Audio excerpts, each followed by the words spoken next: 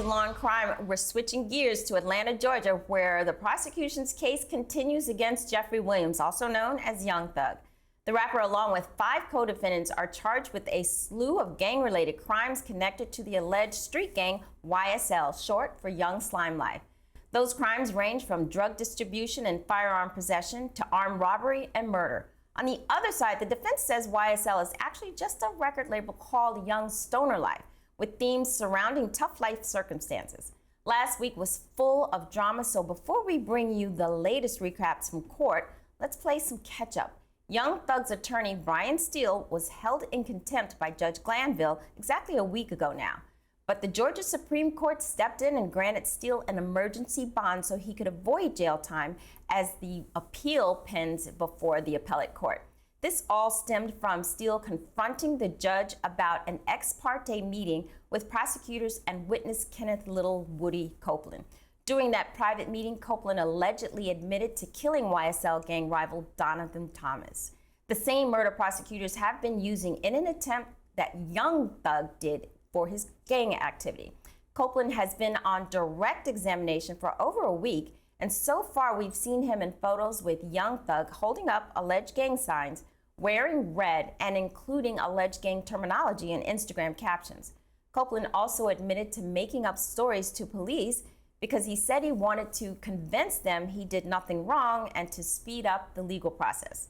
So with all that in mind, let's look at testimony from Copeland on Friday about Donovan Thomas's murder, the same crime he allegedly confessed to in the ex parte meeting with the judge and prosecutors. Did Thug's sister ever text you regarding you going to the police about Nut's murder?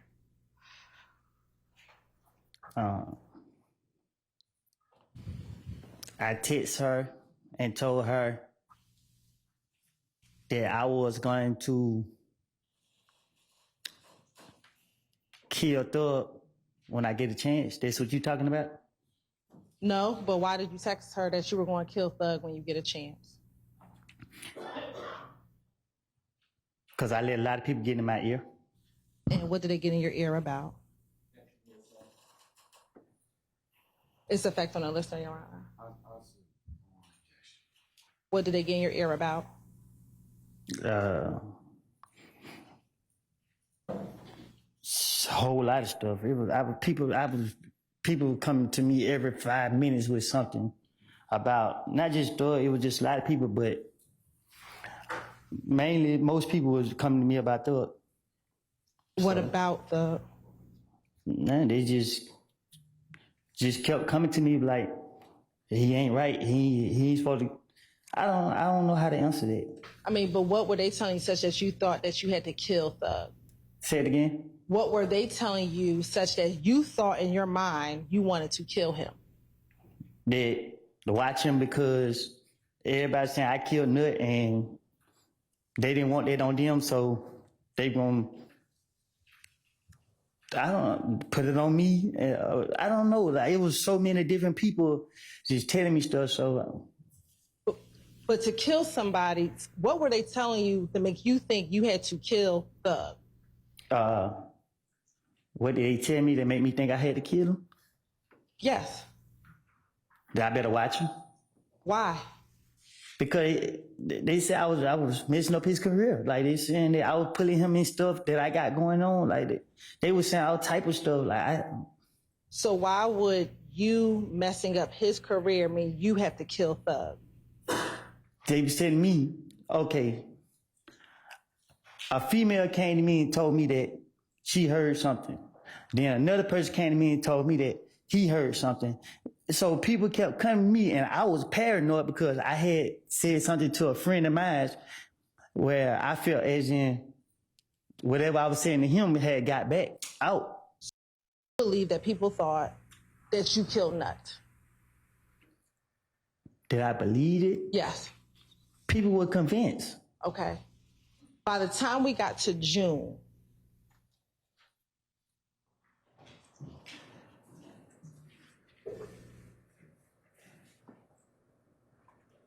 did you still have that same belief? When you got arrested? Did I have that belief? Yes. When you got arrested in June, did you still have that same belief that people thought you had done, that you had killed Nut?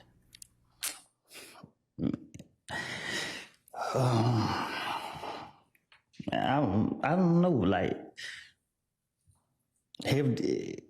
so many people was on so many people, just like, a lot of people said they know I didn't do it, but a lot of people said I did it, so I don't.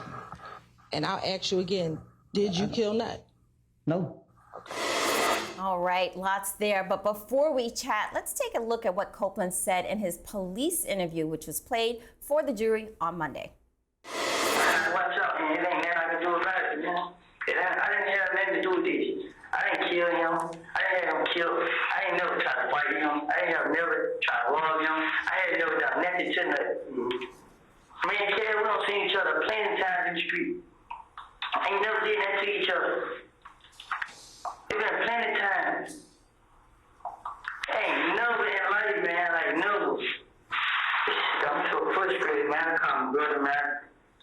Then the advice he gave me, it ain't no good. What advice your brother gave you that you think is no good? I told her, I don't want to call her, but call the police and come to the house.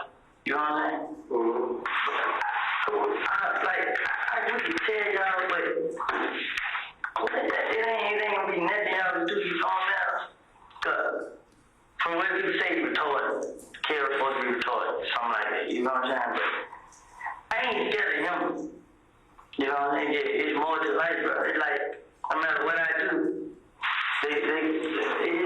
everybody always blame me. So I know there's a lot of people against me, you know what I'm saying? But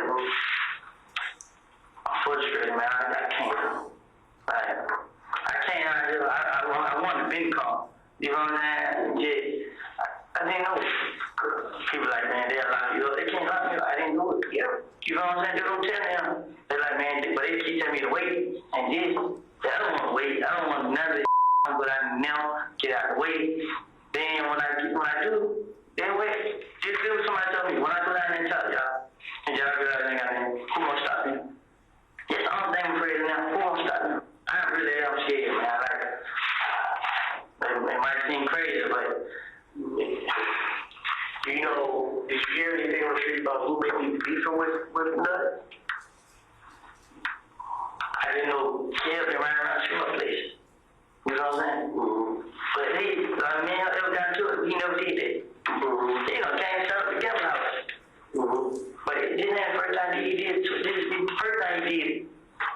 He shot everybody up. You know what I'm saying? But then nobody knew it was him. Mm-hmm. And then he got to it with his girl. She came back and said it was him. Mm-hmm. You know what I'm saying? Mm-hmm. That's why I felt like paved my window. Right. You know what I'm saying? Because he shot the window. Mm-hmm. So he was like, you're going to pay for it. You know what I'm saying?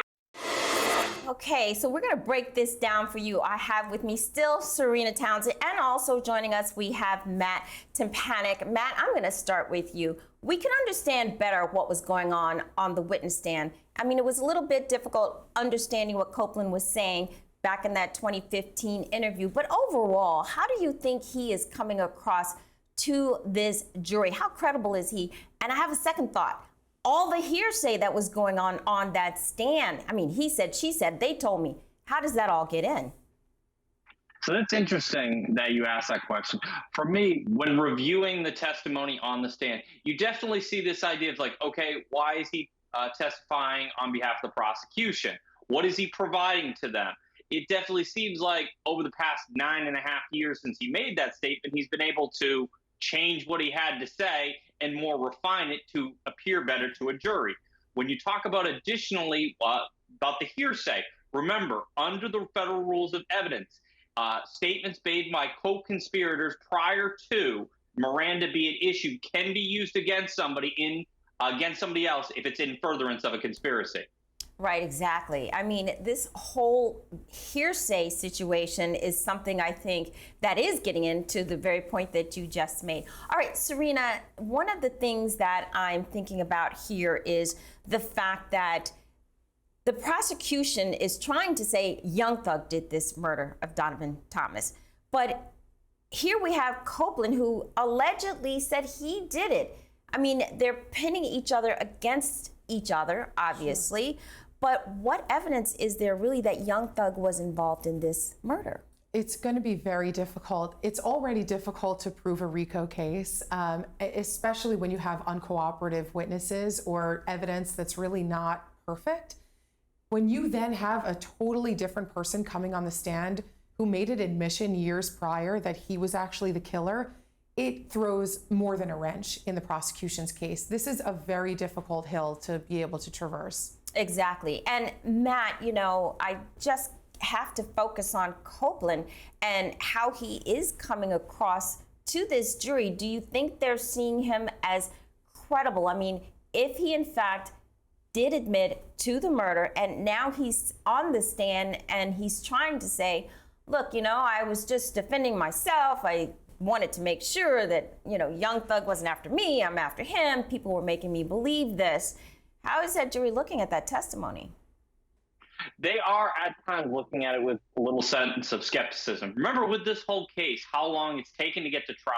Jury selection itself took about 8 months, and here we are. I don't even feel like we're not even halfway through the case. So the jury's looking at him like, okay, why is he saying one thing and then kind of telling us something, not really being able to explain it better.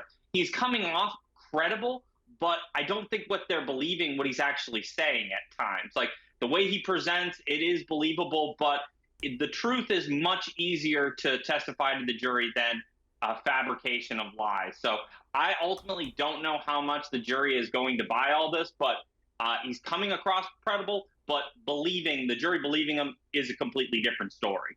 Exactly. And, you know, Serena, one of the things I want to focus on with you is if, in fact, Copeland wanted to kill Young Thug, doesn't that make him sort of a really bad guy in the jury's eyes? I mean, he's the one who's saying, oh, yeah, based on everybody's, you know, discussions with me, I wanted to kill Young Thug because I guess he was going to get me. I mean, that makes him look like he's the person that should be on trial. Yeah, it muddies the waters completely, and it definitely gets the jury to question whether or not to believe this person. I mean, if this person is capable of the things he either has already confessed to or was going through his mind to do, I mean, I don't think a juror would necessarily relate to him after hearing all of that. And it's hard to believe somebody that you don't relate to at all. Exactly. That's a really good point. I think the jury is probably looking at him and saying, look, you're involved in some activity that I don't think makes you a credible person. And so maybe they're just going to discount his testimony altogether.